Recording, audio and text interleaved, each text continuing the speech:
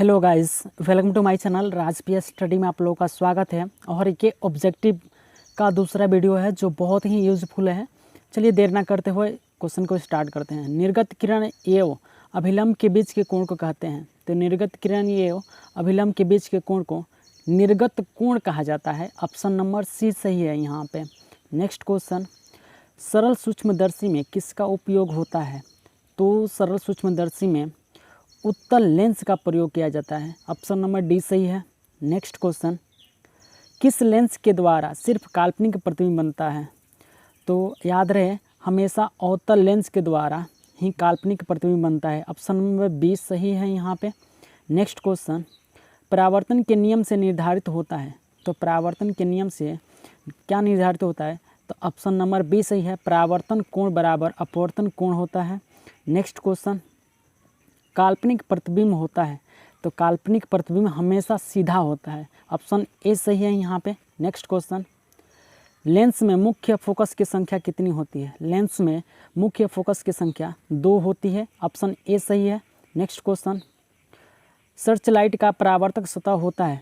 तो search light का परावर्तक सतह अवतल होता है। हिज राइट ऑप्शन क्या हो जाएगा? तो बी ऑप्शन सही है। नेक्स्ट क्वेश्चन, दाढ़ी बनाने में कौन सा दर्पण प्रयुक्त होता है? तो दाढ़ी बनाने में अवतल दर्पण का प्रयुक्त किया जाता है। ऑप्शन सी सही है। नेक्स्ट क्वेश्चन, एक उत्तल लेंस की क्षमता 1 डायाप्टर है तो उस लेंस की फोकस दूरी होगी। तो याद रहे 1 डायाप्टर बराबर होता है प्लस में 100 सेंटीमीटर या 1 मीटर कह सकते हैं। यहाँ पे ऑप्शन सी सही है। नेक्स्ट क्वेश्चन, किसी गोलीय दर्पण तथा किसी पतले गोलीय लेंस दोनों की फोकस दूरी -15 सेंटीमीटर है तो दर्पण तथा लेंस संभवतः हैं। तो यहाँ पे क्या होगा? माइनस में है तो दोनों क्या होंगे? अवतल होंगे। ऑप्शन क्या होगा? ए सही है यहाँ पे। नेक्स्ट क्वेश्चन, प्रकाश के अपवर्तन के कितने नियम हैं? तो प्रकाश के अपवर्तन के 2 नियम हैं। ऑप्शन बी सही है यहाँ पे। नेक्स्ट क्वेश्चन, किसी माध्यम के अपवर्तनांक का मान होता है तो साइन आई बट्टे साइन आर होता है, जिसे स्नेल का नियम भी कहा जाता है। ऑप्शन ए सही है यहाँ पे। नेक्स्ट क्वेश्चन, एक उत्तल लेंस होता है तो एक उत्तल लेंस जो होता है वो किनारों की अपेक्षा बीच में मोटा होता है। ऑप्शन सी सही है। यानी किनारे पर जो होता है पतला होता है, बीच में मोटा होता है, उसे उत्तल लेंस कहा जाता है। और जो किनारे चौड़ा और बीच में पतला होता है उसे अवतल लेंस कहा जाता है। तो यहाँ पूछा है उत्तल लेंस, तो राइट ऑप्शन क्या हो जाएगा? सी हो जाएगा, किनारों का अपेक्षा बीच में मोटा। नेक्स्ट क्वेश्चन, अवतल लेंस का आवर्धन m बराबर होता है। तो अवतल लेंस का आवर्धन m बराबर होता है v/u। ऑप्शन क्या हो जाएगा? डी सही है। भाई v/u मारिएगा, u/v मत मार दीजिएगा, दोनों कन्फ्यूज होते हैं बच्चे सब।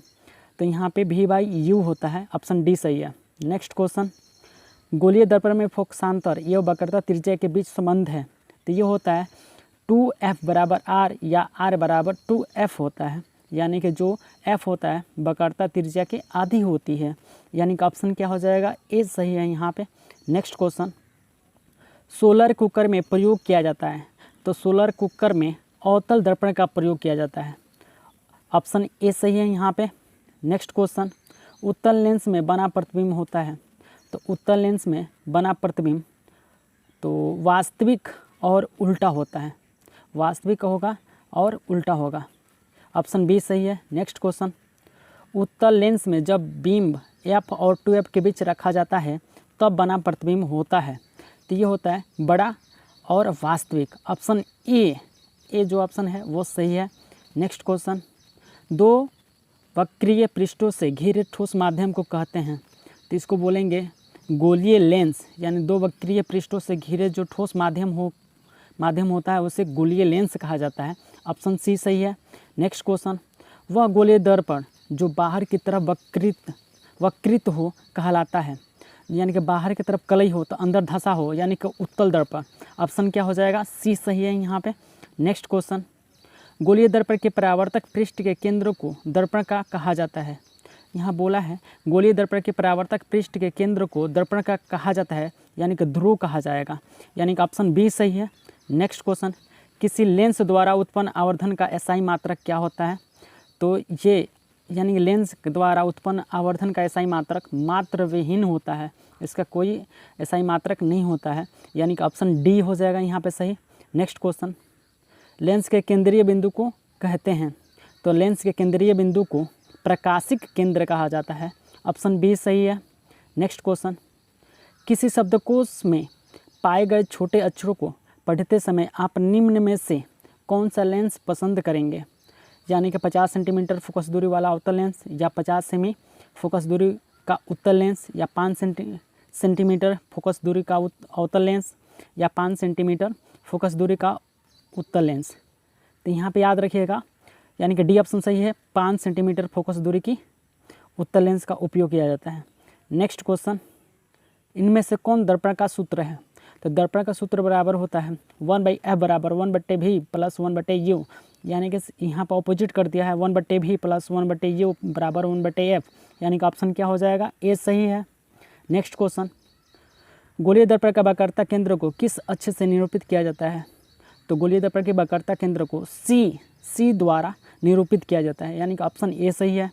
नेक्स्ट क्वेश्चन, निर्वात में प्रकाश की चाल होती है? तो निर्वात में प्रकाश की चाल सबसे ज़्यादा होती है और ये होता है 3 × 10⁸ मीटर प्रति सेकेंड, या बोल सकते हैं 3 × 10⁵ किलोमीटर पर सेकेंड, या 3 लाख किलोमीटर पर सेकेंड, यानी तीनों में से कोई भी आप बोल सकते हैं। निर्वात में यहाँ पर ऑप्शन क्या हो जाएगा? ऑप्शन ए हो जाएगा, 3 × 10⁸ मीटर प्रति सेकेंड।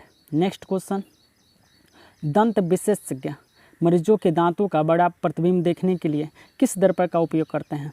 तो जो भी चिकित्सक होते हैं वो अवतल दर्पण का प्रयोग करते हैं। दांतों को बड़ा देखने के लिए या कीटाणुओं को देखने के लिए अवतल दर्पण का प्रयोग किया जाता है। ऑप्शन ए सही है। नेक्स्ट क्वेश्चन, पतले लेंस की आवर्धन क्षमता होती है? तो पतले लेंस की आवर्धन क्षमता कम होती है और फोकस दूरी अधिक होती है, यानी कि आवर्धन क्षमता कम होगा तो फोकस दूरी क्या होगा? अधिक होगा। अगर फोकस दूरी कम होगा तो आवर्धन क्षमता अधिक हो जाएगा, यानी कि यहाँ पे बोला है पतले लेंस की आवर्धन क्षमता होती है तो कम होती है। ऑप्शन ए सही है। नेक्स्ट क्वेश्चन, मोटे लेंस की आवर्धन क्षमता होती है? तो मोटे लेंस है, यहाँ पे मोटा लेंस है तो उसकी आवर्धन क्षमता क्या हो जाएगी? अधिक हो जाएगी। अब फोकसांतर जो होगा वो क्या होगा? कम हो जाएगा, यानी फोकस बिंदु जो होगा फोकस बिंदु वो कम हो जाएगा।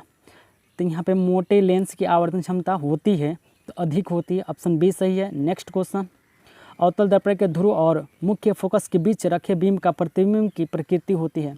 यानी कि अवतल दर्पण के ध्रुव और मुख्य फोकस के बीच में रखा गया है, यानी कि आभासी ये सीधा बनेगा, पीछे बनेगा, यानी ऑप्शन क्या हो जाएगा?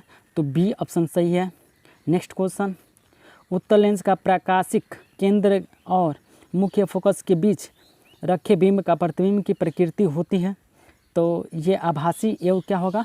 सीधा होगा। आभासी एवं सीधा होगा। नेक्स्ट क्वेश्चन, आभासी एवं सीधा। नेक्स्ट क्वेश्चन, अवतल दर्पण के मुख्य फोकस पर रखे बिंब का प्रतिबिंब की स्थिति होती है?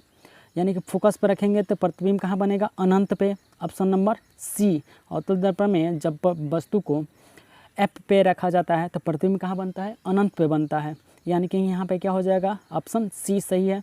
नेक्स्ट क्वेश्चन, उत्तल लेंस के मुख्य फोकस पर रखे प्रतिबिंब की स्थिति होती है? तो यहाँ भी क्या हो जाएगा? यानी उत्तल लेंस बोलिए चाहे अवतल दर्पण बोलिए, दोनों का कंडीशन एक ही जैसा होता है।